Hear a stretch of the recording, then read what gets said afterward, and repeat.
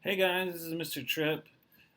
Today I'm going to give you a little lesson on maps. Some things we're looking for in maps, what kind of maps we have, things that we use to show where things are on maps, to guide us and where to get to our locations, and to read them. Because this year you're going to read a lot of maps. You're going to read climate maps, you're going to read population maps, and you're going to decipher what those maps are all about. So in this section, we're going to learn about how to create maps, and at the end of an activity, we're going to create our own maps, all right? So that's why it's called being a cartographer. A cartographer is a map maker. So we have four types of maps. We have political maps, which are the ones that show the countries and the capitals. They show large cities and states and continents and other things like that. Anything that's political, anything that separates states. And we'll talk about states and stuff after that. But you know what a political map is. You've seen it all the time, all right? Then you have physical maps. Physical maps show landforms. They show lakes, oceans, rivers, mountains, deserts, plains, fjords, you name it, they got it on physical maps because they want to show the physical landscape of the area that you're exploring. Today we're going to stay in the United States to keep with a familiar picture. But so you're going to see one of those. Another one is the color key maps. Those show stuff like average temps, population, elevation, other things that you can measure on a map. Who drinks Coke, who has medical insurance, who has a certain amount of money, what the minimum wage is, stuff like that. And those are color key maps. They use a color to identify certain things in the map. All right. And then you have natural resource maps. Now there's other maps too, but natural resource maps is the last one. It shows location centers for agriculture, manufacturing, education. Shows where things are, where the services that are provided by the state are at. All right. So here's the political map that I was talking about. As you see, right here is Indiana. It shows the city of Indianapolis, which is the capital. And then we have Indiana right here, which is the state. Now it does have some lakes and rivers and stuff, but that's not the focus of this map. The focus is to tell you the states, which are like Indiana and Indianapolis, the state capital, and one of the major cities, Evansville right here. And then you have the national capital right here in Washington, D.C. And then you have the national borders. These national borders separate the United States from Canada to the north, and Mexico to the south. Those are the types of maps that are political. Also, we'll talk about this over here, but these tell us some of the political themes of maps.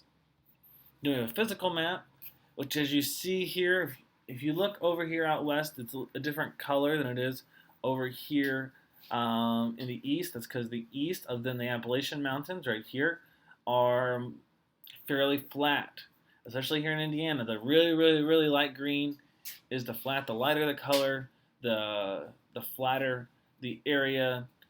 That's why you can't jump off a cliff in Indiana. Now, again, there are some political features, but mostly these are for physical things, like these lakes, these rivers that we didn't have on there. Look at all these lakes down here in Kentucky that were on the last map, like at the Ozarks over here. And then you have mountain ranges as well. You have the Great Basin, you have the Rocky Mountains. You see the San Joaquin Valley over here, Sierra Nevada Mountains, the Colorado Plateau. So it's naming all of these different places that you would find that aren't cities. They are physical things. And you notice that it says elevation right here, and water depth and stuff like that. So it's giving you a lot of information. Here's that color key map I was talking about. This one is telling us about population density, and we'll talk about what population density is, but roughly it just means there are a lot of people in one place. So the ones that are purple are probably going to be big cities, so there's a lot of people living in that city. And we say, if you look over here, it says per square mile.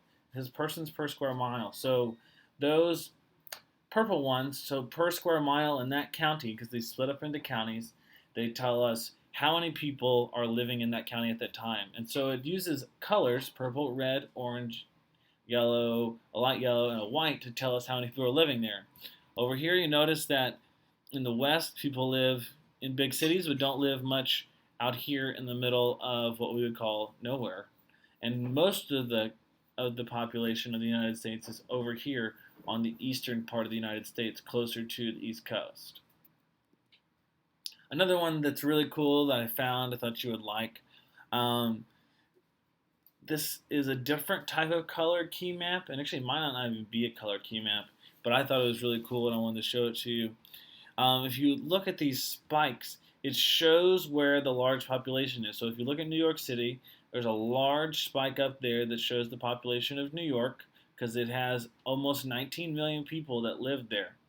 New Jersey is right next door, and they're the most densely populated state. Over here, you find Chicago. Right about here is Indianapolis, so not too far up there. But you notice then you go out to LA, and you have a huge spike here, and everything on the West Coast. So if you look on the coast, there's a lot. Down here in Miami, in Texas, right here on the coast in Houston.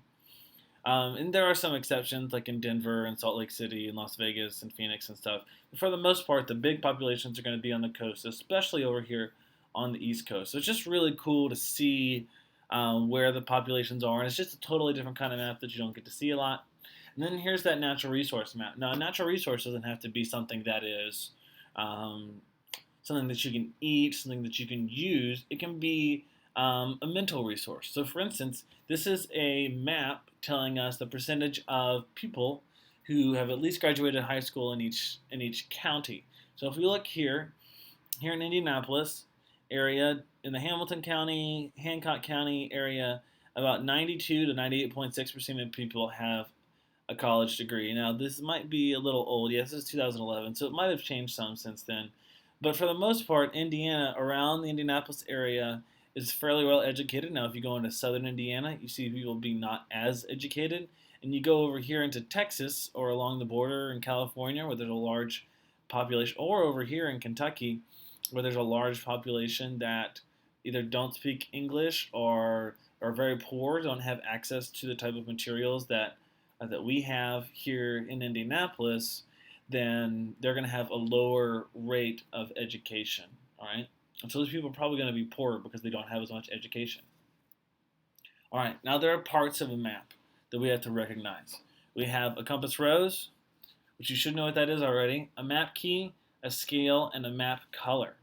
So map colors are important in telling us rivers, lakes, so the difference between land and ocean, and sometimes the difference in elevation like we saw on the physical map.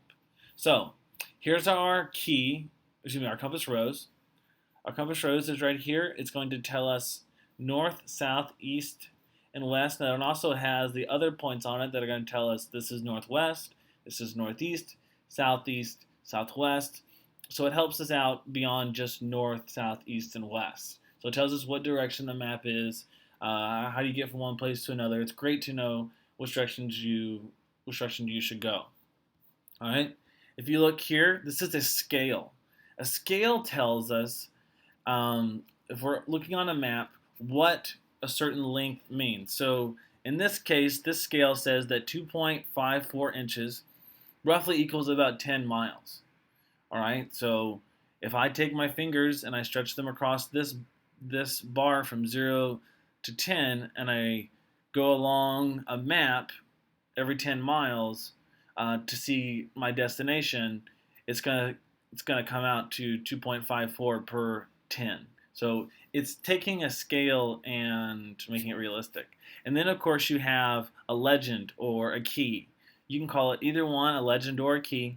This isn't your traditional one, but it has a lot on it. So I wanted to show it to you. It just labels deserts and grasslands and swamps and hills and mountains and caves, political borders, roads, rivers, all these physical features. Then also has castles. So this is probably just some sort of medieval game or something like that. So, but it's really cool. So you can use it outside of the classroom in your more medieval game stuff. Those of you that like to play that type of stuff, this can help you out a lot. All right, so here's an example of a map. And this isn't a map that some of you are necessarily familiar with, but some of you probably are. This is a map of Middle Earth. Those of you that if we have any, I'd really like to know if I have any Lord of the Rings fans out here. But these are, this is the map to Middle Earth. So if you would go and to look into the Hobbit or other Lord of the Rings books, you would find it out. All right. So see right here, they've labeled the mountains. All right, they've labeled the mountains over here. They have drawn these roads right here. They have these there's these rivers. They have political borders that you can tell right along here. And it labels every single area that that you would go into. There's Rohan, which is in Gondor, where the men live. The Mordor, where the orcs are from. This does not have. This doesn't have where the elves live or where the Shire is, but it does tell us a part of. Oh, yes, it is. Here, right here. Here's the Shire. Never mind. My bad. And then you have Bree right here, which you know in the first movie and stuff like that. So these are and Lorien and Fangorn and all that stuff is where all the elves live, and over here are where the orcs live. So there you go. Notice here, right here, you have the compass key, the key right here, compass rose, excuse me, and then right here you have your scale going from 0 to 250. So I know that if I go on this map and I stretch out from here to here, and I put that on a board, then it's going to equal 250. So we could look and we could track and see how far Frodo and Sam traveled, or how far Gandalf went and stuff like that. So that's pretty cool, and it has all that stuff there for us. So it does. Sometimes it's kind of cool to be able to know how to read maps. Now you're going to do one on your own. In class, I'm about to tell you, I'm going to give you some directions on what you're going to do, so you're going to become your own cartographer. All right.